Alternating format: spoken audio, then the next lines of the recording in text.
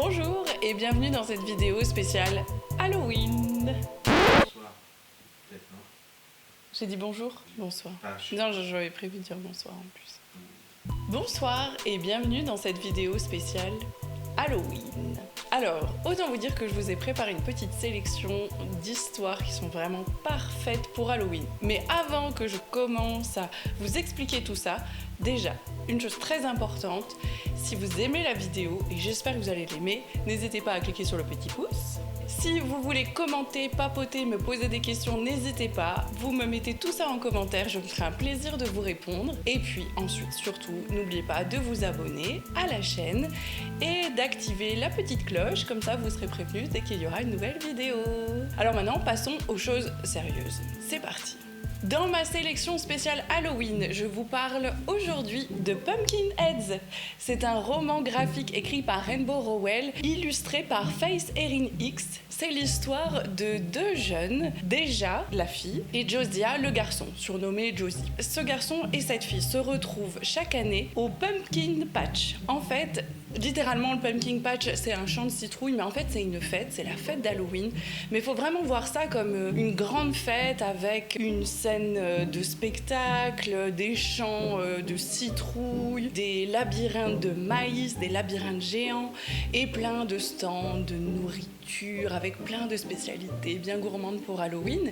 Il y a aussi des animaux, il y a une maison hantée. Enfin voilà, c'est vraiment une grande fête d'Halloween, c'est très familial. Et en fait, Deja et Josie, donc Deja qui est ici, et Josie qui est là, le garçon, sont saisonniers. Donc ils viennent travailler pour cette fête-là tous les ans. Et là c'est la dernière année puisque l'année d'après ils vont rentrer à la fac. Et donc c'est leur dernière fête d'Halloween ensemble. Alors tous les deux ils sont rigolos parce qu'ils tiennent un stand. Josie il a un petit crush avec une fille qui tient en fait le stand de Fudge. Alors Fudge, vous savez, chez les Anglais c'est une confiserie comme ça, quelque chose de très gourmand au chocolat. Donc ils la surnomment The Fudge Girl. J'avais oublié un détail important. Ce roman graphique est en anglais en fait. C'est une édition anglaise que j'ai, c'est Macmillan Édition. Pendant cette soirée-là, qui est leur dernière soirée ensemble, ils vont partir à la recherche de Fudge Girl parce que Josie a décidé là enfin de prendre son courage à deux mains et d'aller avouer à cette fille-là qu'il l'aime bien. Alors déjà, la bonne copine, en bonne copine dévouée, elle va...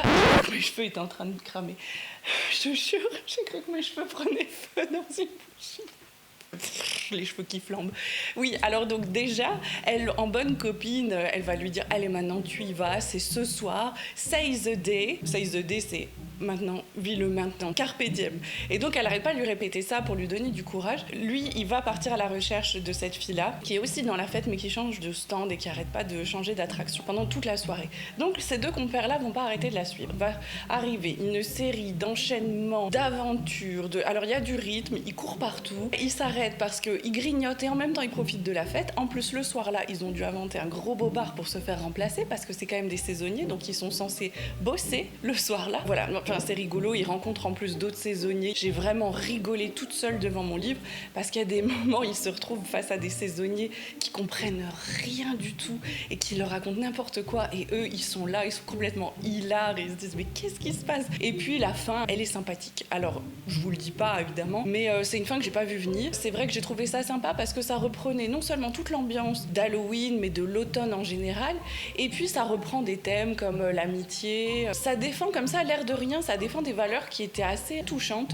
parce que du coup, cette bonne copine, déjà, elle dit quand même plusieurs fois à Josiah, parce que lui, il a un caractère un peu mélancolique, il le dit lui-même, en riant de lui-même, il dit « Mais moi, tu sais, je suis un contemplatif, je préfère prendre mon temps. » Et elle lui dit « Non, maintenant, il faut que tu te secoues, il faut que tu ailles rencontrer cette fille. » Et puis lui, il dit « Oui, mais c'est le destin, si je la rencontre, si je dois pas la rencontrer, c'est peut-être le destin. » Et c'est la bonne copine que tout le monde rêverait d'avoir. Elle dit maintenant tu arrêtes avec ces histoires de destin.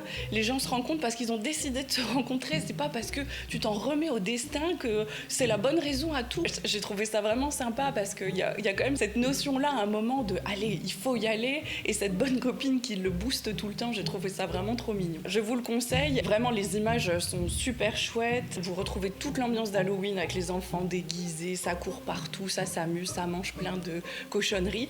Et puis il y a également dans la couverture un petit plan du pumping patch, donc vous avez vraiment, vous revoyez tout le trajet en fait que les deux compères font pendant toute la soirée. Vous voyez qu'ils font des kilomètres et qu'ils bravent pas mal d'obstacles, mais c'est assez sympa. Je l'ai lu en anglais, franchement c'est tout à fait accessible, c'est graphique, donc on arrive toujours avec l'image à retrouver le sens, si on a un doute sur le sens de la phrase ou sur un mot. Vous pouvez lire avec un petit dictionnaire à portée de main, enfin dictionnaire, personne n'a dictionnaire je pense maintenant, c'est plutôt Google Translate. Je pense que si j'ai réussi à lire en anglais, vous pouvez y arriver, il n'y a pas de souci. Je ne pouvais pas parler d'Halloween sans parler de Stephen King. Et là, j'ai choisi un recueil de nouvelles et je vais vous parler particulièrement d'une nouvelle. C'est Le téléphone de Monsieur Harrigan. C'est l'histoire, au départ, d'un petit garçon. On commence l'histoire, il a à peu près 7-8 ans. Craig, qui vit seul avec son papa, sa maman est malheureusement décédée. Et le petit Craig, c'est un lecteur précoce. Il lit depuis tout petit, il est très à l'aise, il lit des BD, il lit plein de choses. C'est pourquoi le curé du village l'embauche en quelque sorte pour qu'il vienne faire des lectures à l'église. Et c'est comme ça que Craig va rencontrer Monsieur Harrigan, puisque Monsieur Harrigan vient à l'église, et il va repérer ce petit jeune qui lit très très bien, et il va se dire, je vais aussi, lui demander ses services pour qu'il me fasse la lecture. En effet, Monsieur Harrigan est un homme assez âgé, un homme solitaire. On sait juste de lui qu'il a fait carrière dans les affaires, qu'il est a priori très très riche, mais il vit seul, il n'a pas de famille, il vit dans une grande maison avec ses domestiques. Il va donc demander au petit Craig de venir lui faire la lecture, parce que avec son âge un petit peu avancé, il a les yeux qui fatiguent vite. Donc c'est comme ça que Craig et Monsieur Harrigan vont tisser un lien. Alors c'est un lien qui est intéressant parce que c'est une relation comme ça transgénérationnelle, et en même temps, si vous vous imaginez le petit garçon tout mignon qui va aller lire des histoires au petit pépé tout mignon, c'est pas vraiment ça. Monsieur Harrigan, c'est pas le petit papy que tout le monde rêverait d'avoir, c'est quand même un vieillard un peu froid qui est solitaire, et on se dit qu'il a des bonnes raisons de l'être. Il n'est pas forcément particulièrement avenant, mais il y a une des choses qu'on ne peut pas lui enlever, c'est que c'est quelqu'un d'assez loyal. Et avec Craig, il va nouer comme ça un lien assez fort. Et puis Craig va un petit peu lui apporter aussi des choses avec la modernité de son âge. Alors il va réussir à donner un iPhone à Monsieur Harrigan qui lui déteste ça. Tout ce qui est moderne, c'est impossible pour lui de supporter ça.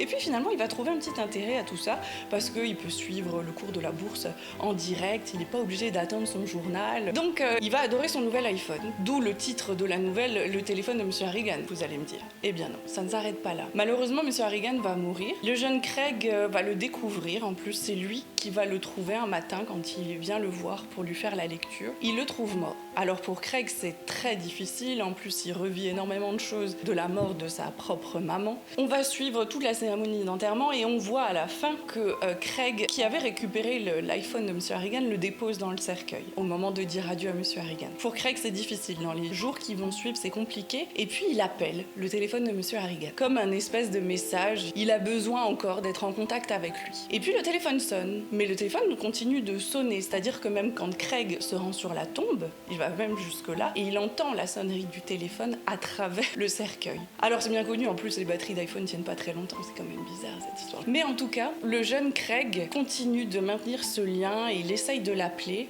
Et puis, un jour, il va avoir une réponse, un texto de ce téléphone-là. Alors là, il hurle, il appelle son père, il dit on s'est trompé, on a enterré Monsieur Harrigan, mais il est enterré vivant, il est en train de suffoquer, il faut aller le chercher. Le papa de Craig lui dit Attends, c'est impossible, il y a une autopsie, je vais pas rentrer dans les détails parce que tu es petit, mais c'est impossible. Et là commence une histoire où Craig va continuer toujours à appeler sur ce fameux téléphone. Et ce fameux téléphone va continuer à fonctionner pendant des années. Et régulièrement, il aura même des textos, quelques lettres, il aura des réponses par texto. Ce qui est vraiment intriguant. Et puis en parallèle, Craig il va grandir, il va faire des études, etc. Il va avoir malheureusement une rencontre compliquée au lycée avec un jeune qui le passe à tabac pendant une fête entre élèves. Et Craig va souhaiter la mort de ce jeune. Il en a tellement peur en fait qu'il se dit mais je préférerais qu'il soit mort. Et ce jeune va mourir. Et il va s'en suivre plusieurs morts de ce type-là, des morts accidentelles. Mais est-ce que c'est pas ce lien entre Craig et Monsieur Harrigan qui perdure?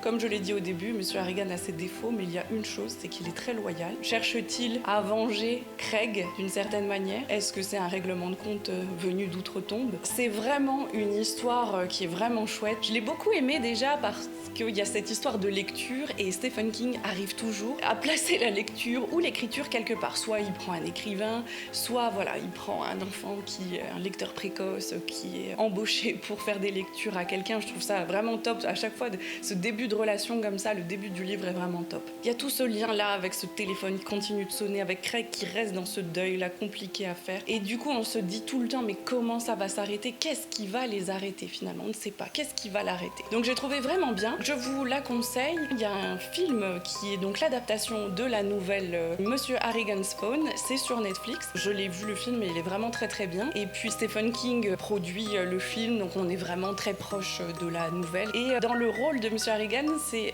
Donald Sutherland. C'est un acteur que j'aime beaucoup et il est parfait dans ce rôle. Voilà. Enfin pour finir, je vais vous parler du Horla. Le Horla, c'est une nouvelle de Guy de Maupassant.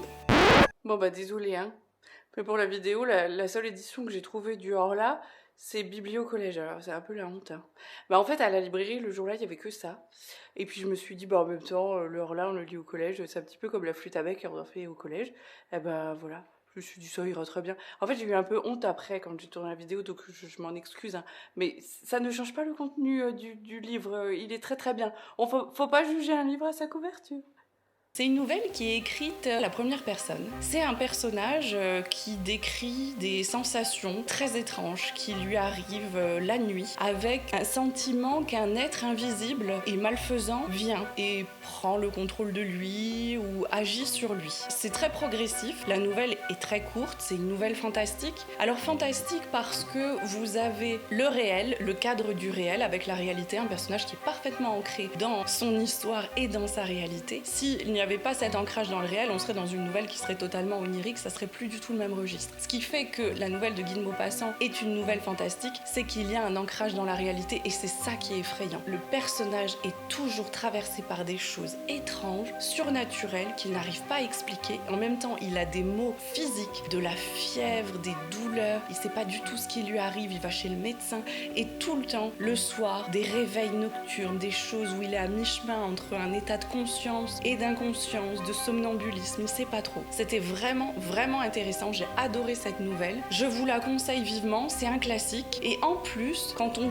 connaît un petit peu la vie de Guy de Maupassant, on sait que sa santé était fragile et que sa santé mentale a été certainement très mise à mal à certains moments. Ce qui est intéressant aussi, c'est qu'à côté des difficultés du personnage principal, il y a tout le contexte, parce qu'on est dans une époque où il y a tout un travail qui est fait autour de l'hypnose. Et donc c'est pour ça qu'on se demande s'il n'est pas dans des états comme ça semi-hypnotiques. Et en fait, on sait aussi que Guy de Maupassant, lorsqu'il écrivait cette nouvelle, il allait régulièrement aux cours magistraux de Dr Charcot. Et Dr Charcot était un médecin qui travaillait énormément sur l'hypnose. Il travaillait à l'hôpital La Pitié-Salpêtrière à Paris. Il présidait dans un amphithéâtre immense. Il faisait venir ses patientes devant un parterre d'internes, de médecins, de psychologues, de psychanalystes, dont Sigmund Freud, et Dr Charcot se donnait à des expériences d'hypnose sur ses patients. C'est quelque chose qui ne se ferait plus du tout maintenant. Mais Guy de Maupassant se rendait à ces cours-là dans cet amphithéâtre et il assistait à ça. Et ça, on le sent, c'est totalement prégnant, c'est vraiment présent dans l'histoire. Et on sait que pour lui, la limite avec la folie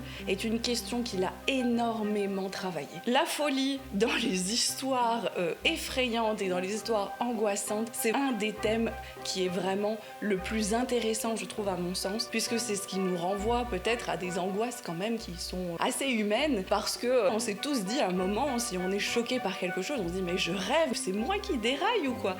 Et là, c'est présent, mais tout le temps, mais c'est décuplé, hein, c'est puissance 1000, à chaque fois il se dit mais qu'est-ce qui m'arrive? J'ai trouvé ça vraiment génial, donc je vous le conseille.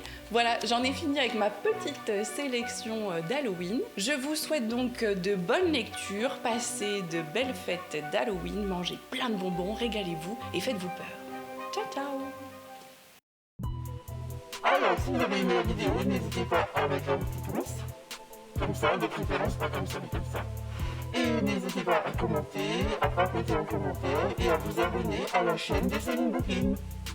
Bye!